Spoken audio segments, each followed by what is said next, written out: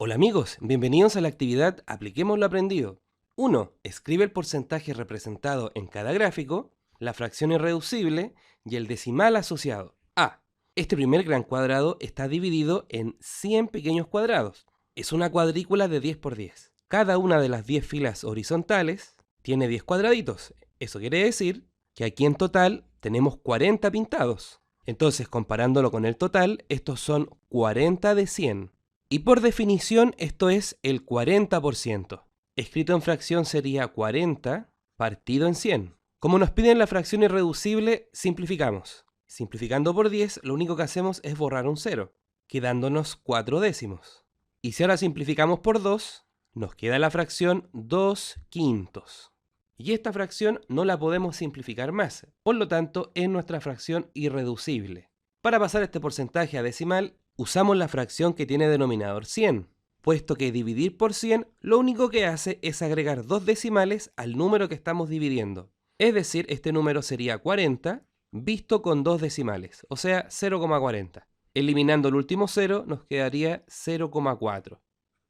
B. En este caso, contando las filas, notamos que tenemos 1, 2, 3, 4, 5, 6 filas. Y como cada fila tiene 10 cuadraditos, tenemos 60 cuadraditos de 100. Y esto por definición es el 60%. Escrito en fracción sería 60 partido en 100. Simplificamos por 10, que consiste en eliminar un 0.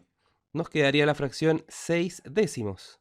Y ahora simplificando por 2, nos queda la fracción 3 quintos. Y esta fracción, como no la podemos simplificar más, es nuestra fracción irreducible. Para pasar la decimal usamos la fracción con denominador 100. Entonces esta fracción escrita en decimal es, comenzamos escribiendo 60 y como estamos dividiendo por 100 agregamos 2 decimales. Eliminando el último 0 nos quedaría 0,6. C. Como en total tenemos 100 cuadraditos y en este subcuadrado, que es de 5 por 5, tenemos 25 cuadraditos, significa que aquí afuera tenemos 75 cuadraditos de 100. Y por definición, esto es el 75%. Para pasar a la fracción irreducible, escribimos 75 partido en 100. Aquí simplificamos por 25 y nos quedaría la fracción 3 cuartos. Y esta fracción no la podemos reducir más. Por lo tanto, esta es nuestra fracción irreducible. Y para pasar este porcentaje a decimal, comenzamos escribiendo 75 y como se está dividiendo 100, debe tener 2 decimales, 0,75. 2. Indica la fracción que representa cada zona pintada y escribe el porcentaje que le corresponde. Lee en voz alta esa correspondencia. A. Aquí vemos que está representada la fracción 1/2. Si nuestro entero representa el 100%, la mitad claramente es el 50%. Una forma matemática de hacer esto es la siguiente. Escrita la fracción 1/2, amplificamos de manera que en el denominador nos quede el número 100. Entonces amplificamos por 50. De esta forma, en el denominador nos va a quedar el número 100 y en el numerador nos queda el número 50. Entonces 1/2 es lo mismo que 50 de 100. Y 50 partes de 100, por definición, es el 50%. La fracción que está representada acá es 1/4, porque el entero se dividió en 4 partes y estamos considerando una. Para descubrir el porcentaje podríamos hacer lo siguiente. Del ejercicio anterior habíamos descubierto la mitad del entero, por ejemplo, estas 2 partes corresponden al 50%. Entonces, solo esta parte de arriba ha de representar la mitad de 50%, es decir, el 25%. Esto nos dice que 1/4 equivale al 25%. Si hiciéramos esta conversión con operaciones, sería de la siguiente forma.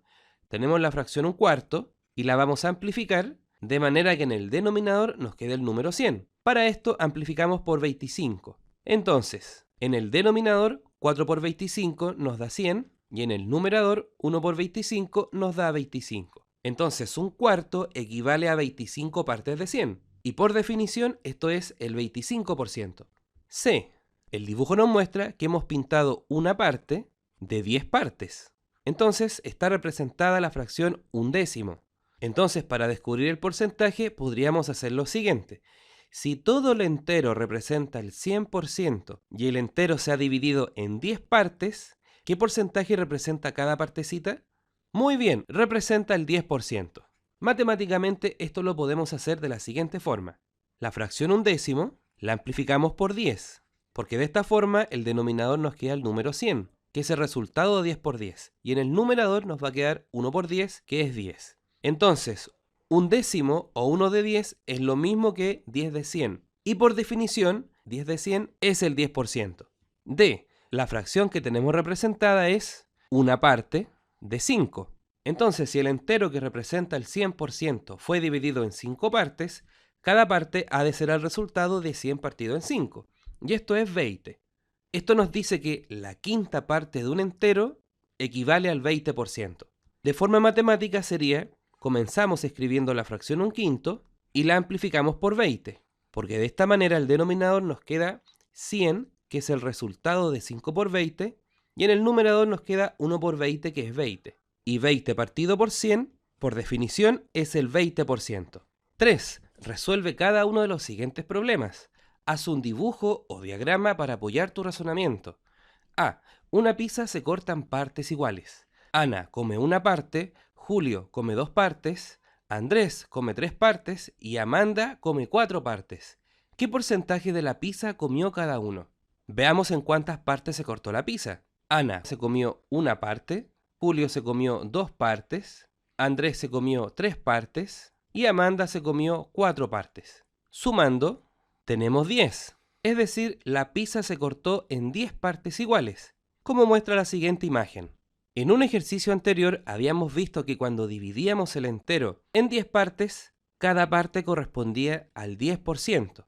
Por lo tanto, si esta es la parte que se comió Ana, ella se comió un 10%. Si estos son los 2 pedazos que se comió Julio, él se comió el 20%. Si estos son los 3 pedazos que se comió Andrés, entonces él se comió el 30%.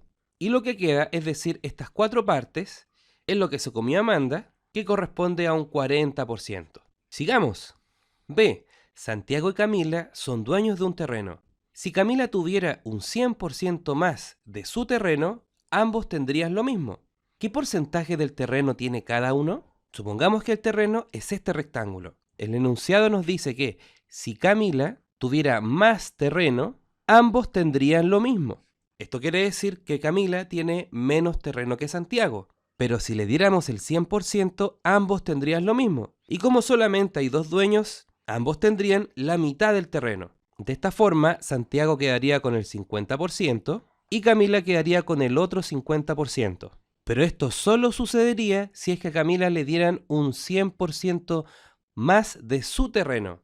Recordemos que el 100% equivale al total. Entonces, si volvemos a leer, aquí dice que si Camila tuviera un total más de terreno, entonces decir 100% más significa que lo que ya tengo se va a duplicar. Por lo tanto, antes de que a Camila le dieran un 100% más, ella tenía la mitad de la parte que tenía ahora.